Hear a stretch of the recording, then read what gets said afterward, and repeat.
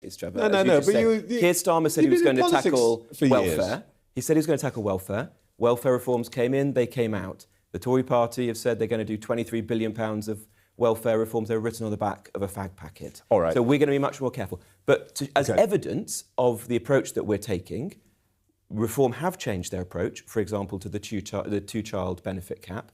And we said that we're going to reinstate that in full as a matter of basic fairness. You know, I was chatting to a family in Newark at the weekend. This is very interesting. If I may interrupt you. Yeah. So you're clear about this, because actually I've heard you say we can't afford it. Yes. But what you're saying to me this morning, there's a matter of basic fairness, of principle. It's both, you Trevor. think that the two-child cap should be reimposed, and it should be permanent. It's both, actually, Trevor. We can't afford it. The country's going bankrupt, and we've got to be responsible. We will be careful with people's money. That is at the heart of Reform's economic policy. But it's also, there's a moral, there's an argument for this beyond just the money. You know, I was in Newark at the weekend chatting to a family, two people on low incomes, a nurse and a postman, and they said to me they'd stopped at 2 kids because they thought that was the responsible thing to do. They weren't sure that they could afford to have 3 or 4 kids, and they didn't think it was right that another family would have 3, 4, 5, 6 kids and get a lot of money from welfare to support them. Now, those are deeply personal decisions.